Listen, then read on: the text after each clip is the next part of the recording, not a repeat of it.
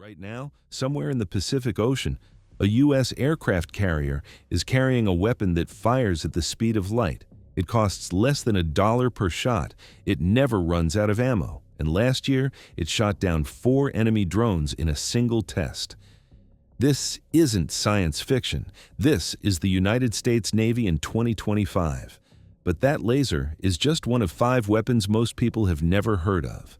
5 systems that are quietly turning American carriers into the most dangerous things floating on this planet. China knows about them. Russia knows about them. And neither one can do a thing about it. If you're proud of the men and women defending our freedom, type "proud" in the comments. Let's show them some love. Here are 5 secret weapons on U.S. aircraft carriers that changed everything. Let me ask you something. What if you could shoot down a cruise missile for the price of a cup of coffee? In the Red Sea, since late 2023, Iran-backed Houthi rebels have been launching drones and missiles at commercial ships and Navy warships almost every week. American destroyers have been shooting them down. But here's the problem nobody talks about. Every single interceptor missile costs between $1 and $4 million. The SM-2, about $2.5 million. The SM-6, over $4 million. And the drones they're shooting down, some of those cost less than $2,000, $2,000 versus $2 million. That math will bankrupt you eventually. The enemy doesn't need to sink your ship. They just need to drain your magazine. And once your missiles are gone, you're defenseless. That's the problem Helios was built to solve. Helios stands for High Energy Laser with integrated optical dazzler and surveillance. It's a 60 kilowatt directed energy weapon. A laser powerful enough to burn through a drone or a fast attack boat in seconds. And here's the beauty of it. The only thing it consumes is electricity. No rockets, no propellant, no warheads. As long as the ship's generators are running, the laser can fire again and again and again. The magazine is literally infinite. Right now, Helios is installed on exactly 1 ship in the entire U.S. Navy, the USS Preble, an Arleigh Burke-class destroyer. The Preble is currently stationed in Yokosuka, Japan, one of the most strategically important naval bases in the Pacific, sitting just a few hundred miles from the Taiwan Strait. In 2024, the Navy tested Helios at sea and successfully destroyed 4 drones in a single demonstration. Lockheed Martin, the company that built it, confirmed the results. The Navy's own Office of Operational Test and Evaluation documented everything in its annual report to Congress. 8 other Navy destroyers already carry a smaller version called Odin, the optical dazzling interdictor. Odin can't destroy targets yet, but it can blind them and disrupt their sensors. Together, Helios and Odin are creating a new layer of defense that didn't exist 5 years ago. And the future is even more impressive. Admiral Gerald R, the Chief of Naval Operations, said publicly that the future Trump-class warships could carry megawatt-class lasers. That's not 60 kilowatts. That's 1 million watts or more, a weapon that could potentially shoot down cruise missiles and even ballistic warheads. Now, the next weapon on this list doesn't fire missiles. It doesn't carry bombs. It doesn't even have guns. But it might be the most important aircraft to land on a carrier deck in the last 30 years. It's called the MQ-25 Stingray, and it's a drone, but not a combat drone. This isn't a predator circling over a desert somewhere. The MQ-25 is an aerial refueling tanker, the first unmanned tanker in aviation history designed specifically to operate from an aircraft carrier. Its job is to fly off the carrier, meet up with fighters in midair, and pump them full of fuel so they can fly farther, fight longer, and come home safe. Right now, here's the problem the Navy has. Every time a carrier launches its air wing, up to 30% of the Super Hornets aren't flying combat missions. They're configured as tankers. They strap on 4 external fuel tanks and a buddy refueling pod, fly out to a holding point, and top off the other fighters so they have enough gas to reach their targets. That's a $67 million fighter jet, one of the most capable combat aircraft on the planet, being used as a flying gas station. It burns through airframe life, wastes pilot hours, and takes jets away from the fight. And it's been going on for decades. The MQ-25 fixes all of that. Boeing built it to carry 15,000 pounds of fuel and deliver it at a range of over 500 miles from the carrier. It takes off from the catapult, flies to the refueling point, tops off the fighters, and comes back. No pilot, no risk, no wasted jets. In 2021, the prototype, called T-1, made aviation history. It became the first unmanned aircraft to ever refuel a manned fighter jet in flight. It successfully refueled an F/A-18 Super Hornet, an F-35C Lightning, and an E-2D Hawkeye, all three. Every single refueling contact was successful. Before we get to the next weapon, and trust me, this one will blow your mind, take 1 second to hit that subscribe button. Over 90% of people watching right now aren't subscribed. It costs you nothing. We cover the real story behind America's military, the weapons, the people, and what it actually takes to keep this country safe. Now, let's keep going. What if I told you there's a missile in the carrier strike group that can reach outer space? Not to put something in orbit, not to launch a satellite. It goes up there to kill other missiles before they come back down to Earth. It's called the SM-3 Block 2A, and it is, without exaggeration, one of the most advanced missiles ever built. The SM-3 is a ballistic missile interceptor. It's designed to shoot down incoming ballistic missiles, including intercontinental ballistic missiles, while they're still in space, hundreds of miles above the Earth. It flies at over 9,000 miles per hour. That's Mach 13. 13 times the speed of sound. It climbs above the atmosphere, locks onto its target using an infrared seeker, and destroys it through sheer kinetic impact. No explosive warhead needed. At those speeds, the collision itself is catastrophic. Here's why that matters for aircraft carriers. China has been building what they call carrier killer missiles. The DF-21D and the DF-26. These are ballistic missiles specifically designed to hit moving ships at sea from over 1,000 miles away. They launch high into the atmosphere, then dive down at hypersonic speed toward the carrier. For years, military analysts debated whether anything could actually stop them. Many people argued that carrier killer missiles had made aircraft carriers obsolete. The SM-3 Block 2A is the answer to that argument. In November 2020, the Missile Defense Agency conducted Test FTM-44.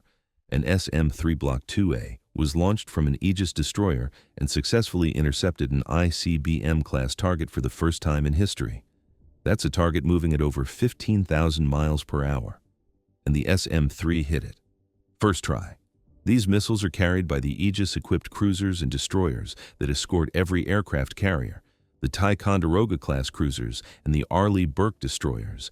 They form a protective ring around the carrier, and the SM-3 is their longest arm. It was developed jointly by the United States and Japan, by Raytheon and Mitsubishi Heavy Industries. That's not just a technical partnership. It means our closest ally in the Pacific has the same defensive capability. American and Japanese ships can share targeting data and coordinate intercepts in real time. When China launches a carrier killer, the SM-3 Block 2A is already in the air, climbing through the atmosphere at 13 times the speed of sound, ready to meet it in space. That's the kind of defense that makes admirals sleep at night. Now, here's a weapon that most people walk right past. It looks exactly like a regular Super Hornet. Same wings, same engines, same paint job. 90% of the aircraft is literally identical. But this jet is completely different on the inside. And pilots who fly against it in training exercises will tell you it's one of the most terrifying things in the sky. It's called the EA-18G Growler. And its job isn't to blow things up. Its job is to make the enemy blind, deaf, and completely helpless. The Growler is the only carrier-based electronic warfare aircraft in the world. Nobody else has one. Not China, not Russia, not anyone. The United States Navy is the sole operator, with a cooperative agreement allowing Australia to fly them as well. Here's what it does. The Growler carries the AN/ALQ-218 wideband receiver on its wingtips, which can detect every radar signal in the area, from surface-to-air missiles to enemy fighters to ground-based tracking systems. Once it finds them, it activates the ALQ-99 tactical jamming pods and drowns them in electronic noise. The enemy's radar screens go blank, their missiles can't lock on, their communications go dead. In a matter of seconds, the Growler can shut down an entire air defense network. And if jamming isn't enough, the Growler carries the AGM-88 HARM, a high-speed anti-radiation missile that follows radar emissions back to their source. The enemy turns on their radar to find our jets, and the Growler sends a missile riding that signal straight into their antenna. Turn your radar on, and you die. Keep it off, and you're blind. Either way, the Growler wins. It saw combat for the first time in Libya in 2011 during Operation Odyssey Dawn. While the world watched airstrikes on the news, Growlers were quietly shredding Libya's entire air defense network before the strike fighters even arrived. Without them, those missions would have been far more dangerous and far more costly in lives and equipment. Every carrier air wing has at least one squadron of Growlers. They fly ahead of the strike package, clearing the electromagnetic battlefield. Without them, F-35s and Super Hornets would be flying into a wall of missiles. With them, the enemy doesn't even know we're coming. The Navy is currently upgrading the Growler to Block 2, with the next-generation jammer replacing the aging ALQ-99 pods. The new system will be far more capable, harder to detect, and even more difficult to counter. The Growler is getting scarier. Think of it this way. Every other weapon on this list destroys things. The Growler destroys the enemy's ability to fight back. And in modern warfare, that might be the most powerful weapon of all. Finally, the last weapon on this list. And I saved it for last because, without it, none of the others work. It's not fast, it's not stealthy. It doesn't even carry weapons. It's a turboprop airplane with a giant radar dish on top. If you didn't know what you were looking at, you'd think it belonged in a museum. But the E-2D Advanced Hawkeye is the most important aircraft on any aircraft carrier, period. Full stop. They call it the Eyes of the Fleet, and that name is not an exaggeration. The E-2D carries the AN/A-PY-9 radar built by Lockheed Martin. This radar can see over 350 miles in every direction. It can track hundreds of targets simultaneously. Aircraft, missiles, ships, and even low-flying cruise missiles skimming just above the waves. It does all of this while orbiting high above the fleet, giving it a perspective that no surface radar can match. But here's what really sets it apart. The E-2D doesn't just see, it commands. Through a system called Cooperative Engagement Capability, the Hawkeye shares everything it sees with every ship and aircraft in the strike group, in real time. If the Hawkeye spots an enemy missile 300 miles away, it can send that data directly to a destroyer's fire control system. That destroyer can then fire an SM-6 or SM-3 at a target it can't even see on its own radar. The Hawkeye sees it for them. This is called Engage on Remote, and it means the entire carrier strike group fights as one connected brain. The Hawkeye is that brain. 5 crew members operate the E-2D, 2 pilots and 3 naval flight officers who sit in the back, surrounded by screens managing the entire air battle. You thought we were done? Not yet, because I can't talk about the weapons on a carrier without talking about the carrier itself. This is the USS Gerald R. Ford, the most expensive warship ever built. $13 billion, 100,000 tons of American steel, nuclear power, and pure intimidation. The Ford class isn't just a bigger Nimitz, it's a completely different machine. The old steam catapults?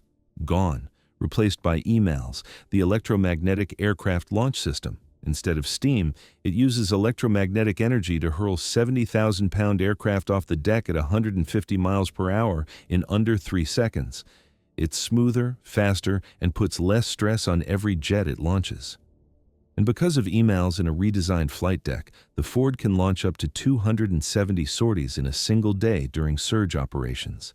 That's 33% more than any Nimitz-class carrier. The ship runs on 2 A-1B nuclear reactors that produce 3 times more electrical power than the Nimitz reactors. And here's why that matters. Remember that Helios laser? The megawatt lasers Admiral Caudle talked about? The Ford was designed from day one with enough extra power to run weapons that haven't even been invented yet.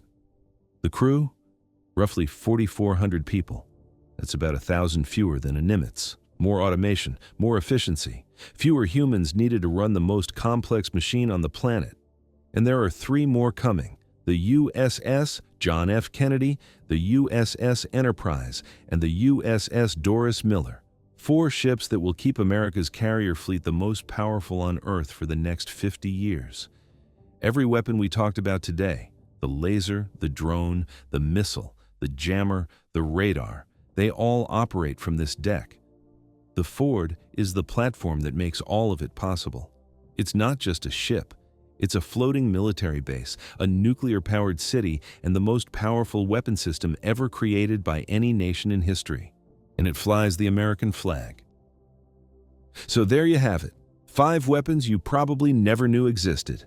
A laser that fires for pennies and never runs out of ammo. A drone that doubles the range of every fighter. A missile that kills threats in outer space. A jet that makes the enemy blind. And a flying radar that connects it all into one unstoppable machine. These aren't concept weapons. These aren't prototypes sitting in a lab. These are real systems on real ships operating right now in the Pacific, the Mediterranean, and the Red Sea. And behind every one of these systems are real sailors, real pilots, real operators, training every single day so that when the moment comes, they're ready. That's what makes America's carriers the most powerful weapons on the planet. Not just the technology, but the people behind it. If you learned something new today, smash that like button and subscribe. We cover the real story behind America's military every week. Stay proud, stay informed, and never forget the people who make this possible.